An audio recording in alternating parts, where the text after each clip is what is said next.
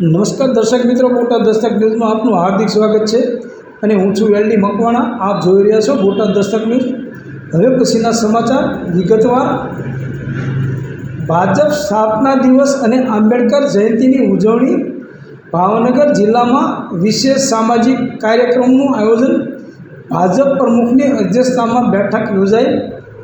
ભાવનગર જિલ્લામાં ભારતીય જનતા પક્ષના સ્થાપના દિવસ અને બાબા સાહેબ આંબેડકર જન્મ જયંતિની ઉજવણી માટે વિશેષ આયોજન કરવામાં આવ્યું છે.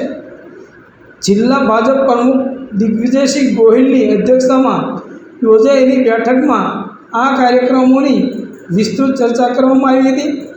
બેઠકમાં ધારાસભ્ય શંભુનાથજી ટુંડિયા, પ્રભારી બ્રિજરાજસિંહ ઝાલા, મહેન્દ્રભાઈ પનોત અને પૂર્વ અધ્યક્ષ રાઘવજી મકવાણાએ આગામી કાર્યક્રમોની રૂપરેખા રજૂ કરી. આ પ્રસંગે ધારાસભ્યો શિવાભાઈ ગોહિલ, ગૌતમભાઈ ચૌહાણ, રસિકભાઈ ભીંગરાડિયા અને મુરજીભાઈ મિયાણી પણ ઉપસ્થિત રહ્યા હતા. કાર્યક્રમોમાં શહેર સુશોભન, ધ્વજારોહણ, આંગણવાડી કેન્દ્રો પર વિશેષ કાર્યક્રમો, આરોગ્ય કેન્દ્રો અને વિવિધ સરકારી કચેરીઓમાં કાર્યક્રમોનું આયોજન કરવામાં આવ્યું છે. બેઠકનું સંચાલન રાજુભાઈ બાબરિયાએ કર્યું અને આભાર વિધિ વિક્રમભાઈ નકુમે કરી હતી. પ્રચાર સંયોજક કિશોર ભટ્ટ અને સહ સંયોજક મુકેશ પંડિતે જણાવ્યું કે તમામ હોદ્દેદારો અને કાર્યકર્તાઓમાં આ કાર્યક્રમો માટે ભારે ઉત્સાહ જોવા મળી રહ્યો છે.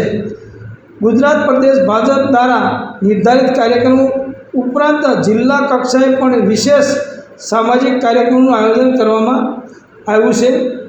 હવે દર્શક મિત્રો, આ બધું તો ઠીક છે, પરંતુ ભાજપની એક નીતિ છે કે અડવાણી જ્યારે હતા ત્યારે અડવાણીએ પક્ષને ઊભો રાખ્યો.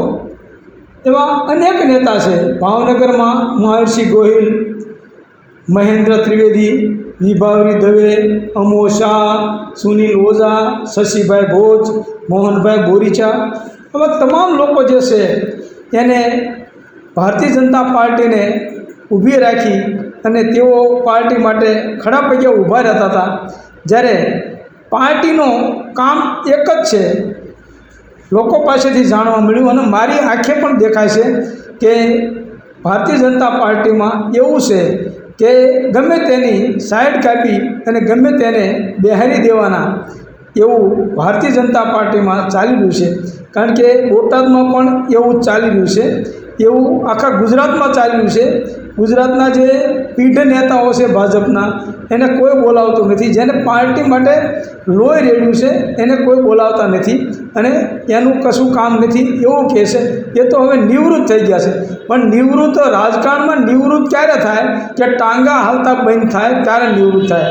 કેમ કે જ્યારે મોદી સાહેબ 75 વર્ષની ઉંમરે પણ વડાપ્રધાન છે, તો આ તો બધા એના કરતાં નાના છે. તો લોકોએ વિચારવું જોઈએ કે પાર્ટી જે છે એ ગમે ત્યારે ગમે એને પાટું મારી અને અધવચ્ચે ઉતારી નાખે છે, તો એનો કેટલો વિશ્વાસ કરવો. સૌજન્ય દિવ્યા ભાસ્કર, બોટાદ દસ્તક ન્યૂઝ, એલડી મકવાણા, બોટાદ.